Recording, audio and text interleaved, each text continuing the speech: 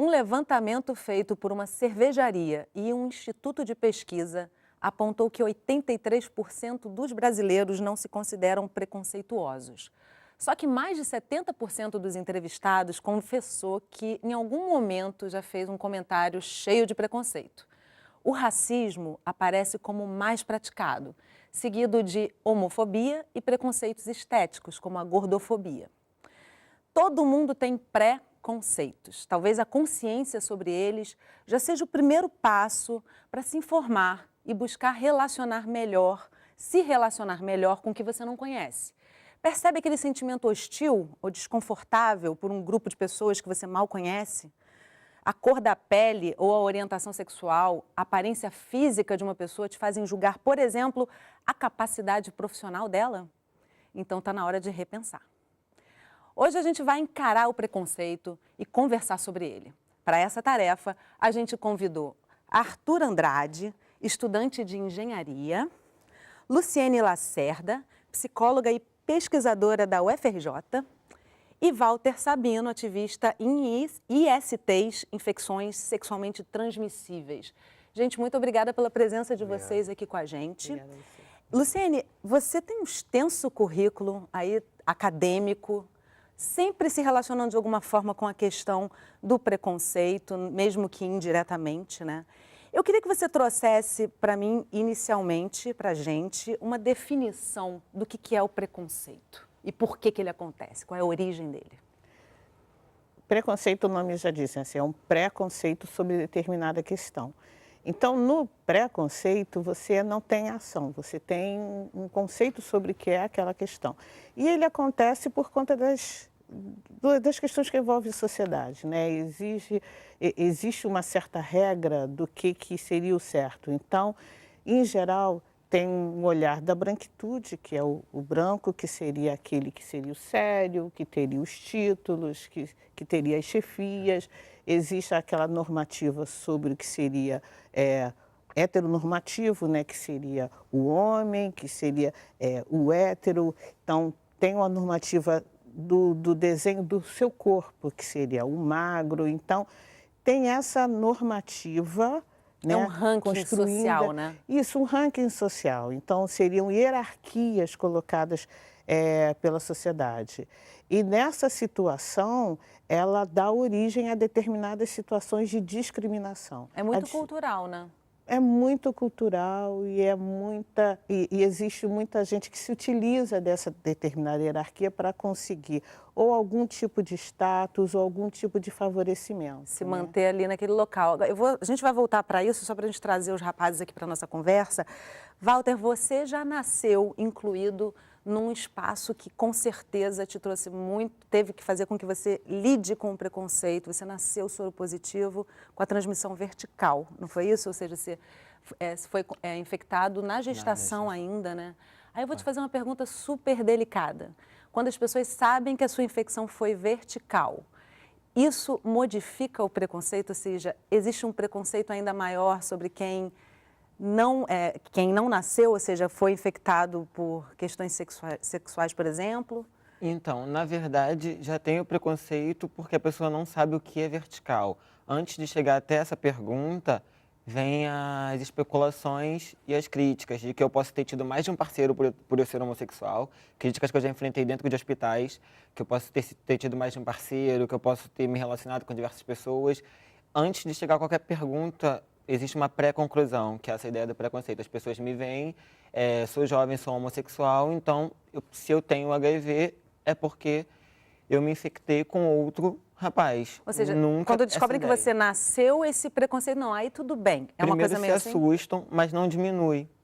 Não diminui. É preciso muito enfrentamento, porque não diminui. O preconceito continua o mesmo. Até porque o fato deles descobrirem que eu nasci não muda o fato de eu ser homossexual e de eu ser negro. E Então ser o preconceito soropositivo. continua. Vamos voltar a isso daqui a pouquinho. Agora, Arthur, você com certeza vivencia a questão das cotas, que é repleta de preconceito em torno dela. Eu, pessoalmente, já fui fazer um estudo a respeito e verifiquei, por exemplo, que a pontuação de uma pessoa que passa no Enem com as cotas, ela não é tão inferior a pontuação geral, né? O que você já vivenciou ao longo da sua vivência acadêmica aí com o fato de ser cotista? Assim, primeiro a comunidade acadêmica em geral, os professores, os alunos já tem essa pré-imagem de que o aluno cotista ele é um aluno menos capacitado a estar na universidade do que aquelas pessoas. E que aquele aluno está roubando vagas de alguém que poderia estar ali se estivesse estudando. Assim, eu conquistei a vaga como qualquer outra pessoa, eu fiz a prova como qualquer outra pessoa. Então, essa é a primeira barreira que a gente tem que ultrapassar. Além de ultrapassar a barreira de toda a discriminação racial e social que a gente tem na sociedade, que a gente conseguiu através das cotas também, ainda tem essa barreira dessa imagem que as pessoas acham que você está menos capacitado e você é menos merecedor de estar ali do que qualquer outra pessoa ali, entendeu? Então, essa foi a primeira barreira que eu tive que ultrapassar. E as pesquisas demonstram, né, Luciane, que o cotista, inclusive, tem um rendimento às vezes superior, né? Porque a garra, a vontade de finalizar o curso e bem, às vezes até modifica esse resultado final, né? O investimento que essas pessoas, que os cotistas têm demonstrado, é além, e era muito falado isso, é melhor eles não estarem, porque afinal de contas vão abandonar. Não só o percentual de abandono é maior com quem não é cotista, como o investimento, a garra, a procura por pesquisas, por estarem, inclusive, trazendo novos conteúdos para dentro da universidade, é bem maior. Então, é uma política que é a antiga, mas só foi implementada oficialmente pelo governo federal em 2012. É prevista na Constituição, inclusive, né? Ela só foi regulamentada no final das contas. Ela foi, no final das contas, regulamentada e teve que ir para o Supremo Tribunal para se avaliar e confirmar esse tipo de uso. E a questão, assim, eu sou um dos primeiros universitários da minha família. Sou o primeiro numa universidade pública. Não é só uma questão de estar numa universidade como algumas pessoas têm, como se fosse, não sei, meu pai é médico, meu pai é doutor, e aí eu tenho que fazer uma universidade. É uma questão de sobrevivência, realmente, entendeu? Eu percebi que eu precisava ter uma escolaridade maior, por uma questão de sustentação minha e suporte aos meus pais. Então, não é tão simples assim, como ela falou, de eu simplesmente largar a universidade. Não é uma questão opcional, não se torna opcional, uma questão de que eu realmente preciso estar lá e eu vou fazer o máximo que eu puder para continuar até o fim. Entendeu? Isso explica também os resultados, né? Agora eu quero fazer um comentário aqui com vocês. Quando a gente pensou nesse programa, a gente pensou em pessoas que tenham vivido diversos preconceitos diferentes. E foi, de certa forma, uma coincidência que vocês três sejam negros e os três tragam essa experiência também, né? Vocês somam outros preconceitos além desse. Por que isso, Luciane? É tão comum, realmente, a gente, na hora de buscar preconceito, ver o negro passando por 2 vezes mais preconceito. E até emenda uma outra questão. Às vezes a gente vê negros dizendo, eu não vou me vitimizar, né? Tem negros que falam contra as cotas, né? Como é que a gente pode analisar isso, assim? Como é que se reverte essa situação centenária? Primeiro tem essa questão de uma certa autoproteção. Olha, eu não preciso, porque isso é um privilégio que, na verdade, é ouvido por quem já se utiliza dos privilégios há muito tempo. Então, prefere não estar naqueles que vão se utilizar de determinadas políticas. É pensar, primeiro, que já existe um privilégio, já existe um percentual alto de brancos na universidade. Né, que na minha época, quando entrei na universidade, negros eram em torno de 1,8% na universidade. Né, e não era contabilizado, durante algum tempo não foi, a quantidade de negros. Então, é uma ótima maneira de também não fazer nada. E essa ideia é como se eu não posso me colocar como um privilegiado sobre ser mulher, porque isso quer dizer... Não quer dizer uma vitimização, quer dizer um dado real do que acontece hoje na sociedade, né? Então, por que será que é tão comum não ter chefes com altos cargos mulheres, muito menos mulheres negras? Por que é tão comum não ter um percentual igualitário? Coincidência, né? Não São é coincidência. Dados científicos já mais que aprovados, dentro mais do apurados, parlamento, né? Quantas mulheres estão dentro do parlamento quando somos metade, um pouco mais da metade da população? E de negros, então, menor ainda, com 54% da população brasileira. Então, isso não pode ser comum, não pode ser natural, mas é muito naturalizado. Numa sociedade tão plural, né, gente? Eu tenho que fazer um intervalo rapidinho, e é até bom porque a gente tem uma história para mostrar para vocês, para enriquecer aqui a nossa conversa. Então, no próximo bloco, a gente vai conhecer o Maicon Brasil e o caminho que ele encontrou para driblar o preconceito. A gente volta rapidinho, não sai daí.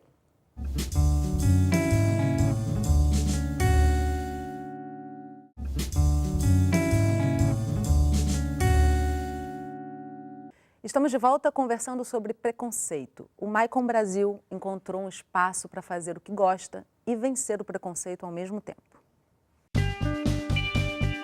O Maicon tem 25 anos e desde pequeno sonhava em ser atleta. Mas a descoberta da sua sexualidade fez com que ele adiasse um pouco esse plano. E você sofreu muito bullying quando era mais novo? Sofri bastante. Tipo assim, na escola, né? Porque, tipo assim, eu era sempre aquela criança que ficava no canto, ficava retraído, entendeu? Tinha vergonha de ir no banheiro com os meninos. Na hora de tomar banho da educação física, eu não tomava, não tirava roupa, queria tomar banho de roupa. E como é que foi o teu interesse pelo futebol? Como é que começou? Começou através de um amigo meu amigo é hétero, até meu vizinho se chama Vitor, ele que me incentivou muito a jogar bola. E foi basicamente aquilo. Eu pensava assim, poxa, eu sou gay, eu já basicamente já era adolescente, já era gay já. Aí eu falei, pô, tem que fazer alguma coisa para poder desfocar a sociedade de mim, entendeu? Eu falei, pô, que tal um gay jogar futebol? Entendeu? Aí comecei, sofri pra caramba, entendeu? Treinava, me xingavam, falavam que eu nunca ia aprender, porque eu comecei a jogar bola depois de velho, entendeu? Eu acho que futebol todo mundo achava assim, você tem que vir pequenininho de berço, com a bola já saindo de dentro da barriga da tua mãe com a bola. E eu não, comecei depois dos 15 anos e aí tinha um projeto aqui em frente à minha casa, entendeu? Aqui no campo, aí fui insistir e foi aonde que eu fui aprendendo, entendeu? Mas você sofria bullying também nesse projeto? Sofria muito, entendeu? Que os garotos falavam, que já desconfiava, já era maiorzinho, entendeu? Aí uns falavam, não vou tirar a roupa perto de você, porque tem a boiola, tem a mariquinha, não sei o quê. Mas aí você chegou a procurar algum clube, algum time? Procurei esse meu amigo, ele treinava no Flamengo, entendeu? Ele foi federado, infelizmente não seguiu carreira. Ele me levou para fazer um teste. Aí eu comecei a treinar com ele, comecei a treinar, aí fomos pro Barros Filho. Aí lá no Barros Filho também sofri pra caramba com ele. Aí começamos a jogar, a gente ia todo dia junto. Aí, a mesma coisa do vestiário, chegava na hora de tomar o banho, eu travava toda vez que ia tomar banho, Os garotos começaram a desconfiar. Aí ia ter uma viagem para poder fazer um teste, para poder federar os meninos. Aí depois desse dia eu nunca mais voltei, porque os garotos estavam muito desconfiados. Aí eu fiquei com medo, aí ele, tu não vai voltar mais não. Eu falei, pra mim não dá mais. Aí parei. Aí ele conheceu o Biscuits. Eu fiz um comercial publicitário. Aí eu postei no Face. Aí uma pessoa que até hoje eu tenho curiosidade de conhecer, mas ela não fala quem é, viu meu vídeo no Facebook, aí inbox me mandou uma mensagem, tu tá sabendo que surgiu um time totalmente gay aqui no Rio, que é de Botafogo? Eu não sabia que existia time gay, assim, no meu pensamento só existia assim, eu de gay que sei jogar bola.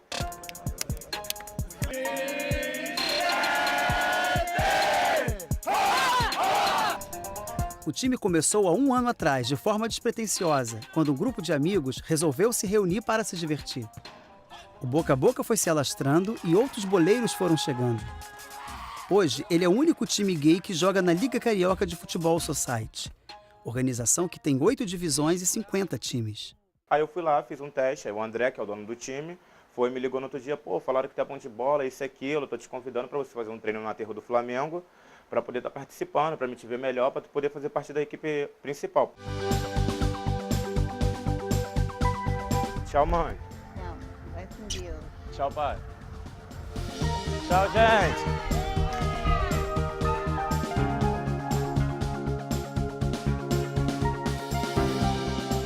Que a gente tem essa bandeira da militância, que é de gerar um debate na sociedade, tá? É por isso que a gente cria. A pessoa fala, por que um time 100% gay? É para gerar o debate, para justamente as pessoas olharem e falarem, mas não precisa. Não precisa? Então algo tem que mudar no país. O time é muito bom, entendeu? Assim, é uma coisa espetacular. Porque, tipo assim, eu nunca ia imaginar um time totalmente gay, onde que, tu pode brincar, tu pode dar pinta, pode fazer, desmunhecar. Essa medalha aqui foi a primeira medalha que eu ganhei participando do basquete, foi no Sesc Esporte, foi de talentos, entendeu? Foi meu primeiro jogo, foi tipo como se fosse um amistoso, foi contra um time de São Paulo. Essa daqui é a mais importante pra mim, que essa daqui foi meu primeiro Foi meu primeiro jogo com o time mesmo, entendeu? Com o time principal. E a gente ficou em segundo lugar. Uma imagem que eu acho maravilhosa, que era um campeonato que a gente participou no começo do ano, com times tradicionais daqui do aterro, e a Bárbara, que é a nossa drag musa, assim, é ela do lado de um senhorzinho grisalho que está acostumado a acompanhar a pelada aqui, e os dois assistindo o jogo, assim, ela com leque, sabe? Eu achei essa cena maravilhosa, isso é a diversidade.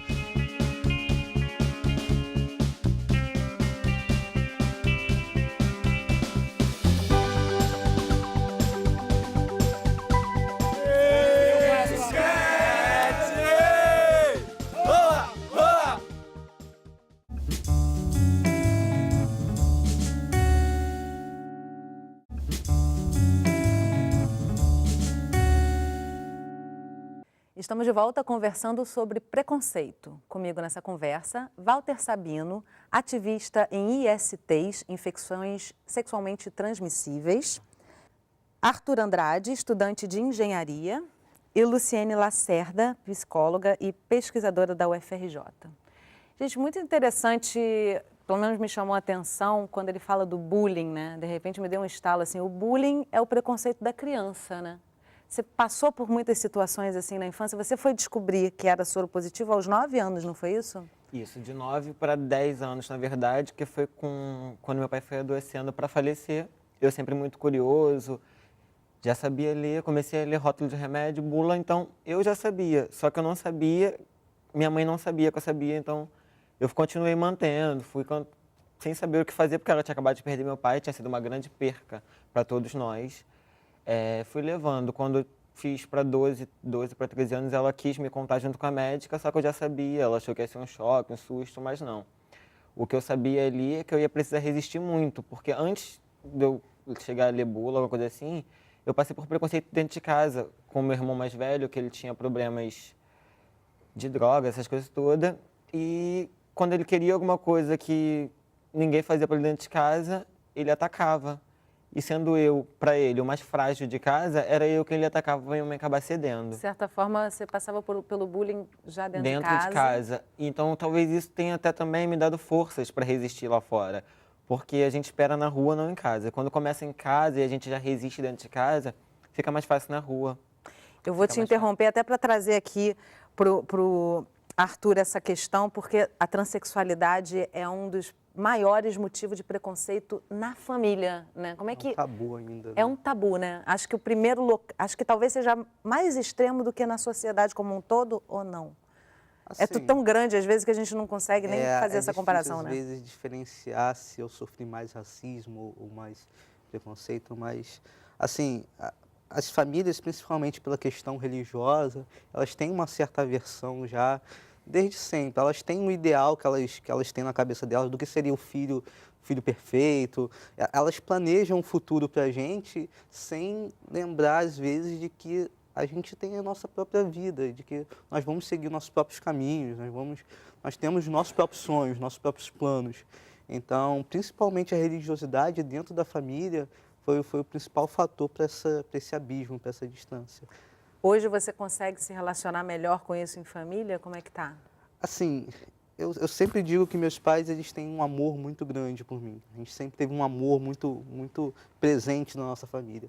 Mas foi e é muito difícil para eles até hoje, entendeu? A gente tem aquele elefante branco no meio da sala, a gente não toca no assunto, a gente não fala sobre ele, fica aquela coisa mais pesada, mas eu digo que eu acho que é um processo.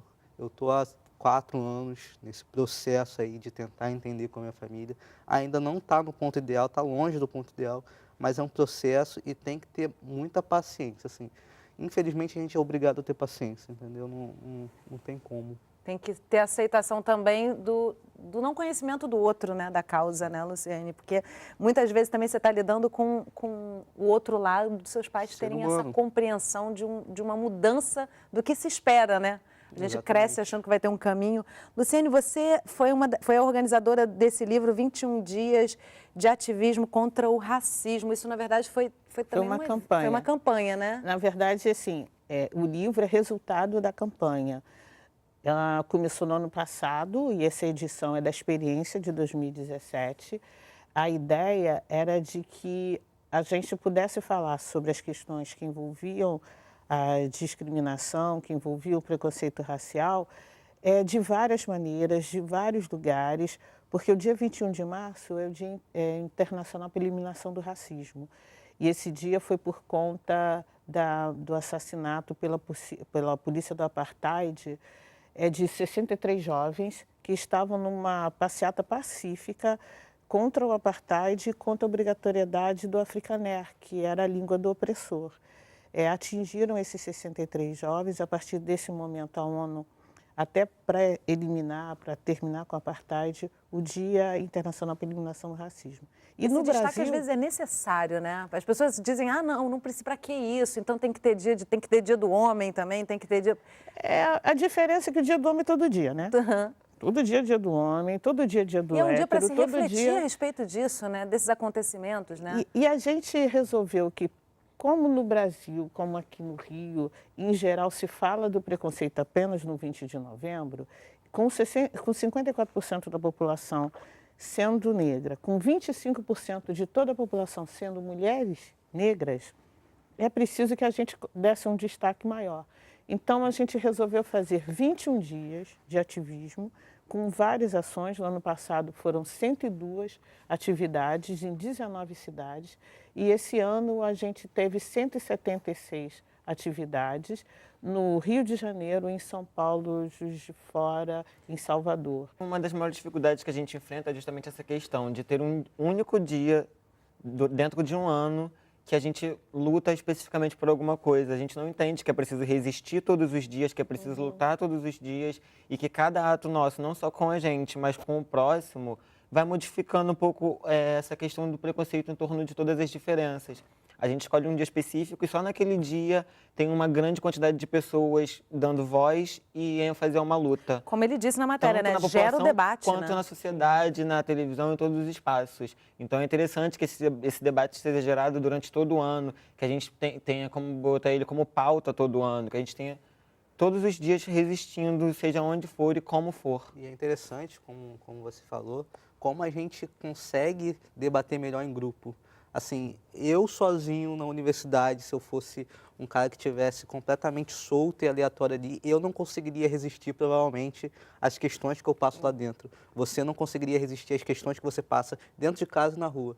Então, nós atuamos melhor em grupo contra esse tipo de opressão, contra esse tipo de preconceito que a gente está debatendo aqui. Vai muito além disso, né? Fortalece uma luta, né? Hoje em dia, eu sou educador, eu trabalho no Grupo Pela Vida, uma ONG aqui no centro do Rio de Janeiro, onde a gente trabalha com prevenção e teste rápido de HIV por fluido oral, um teste de triagem.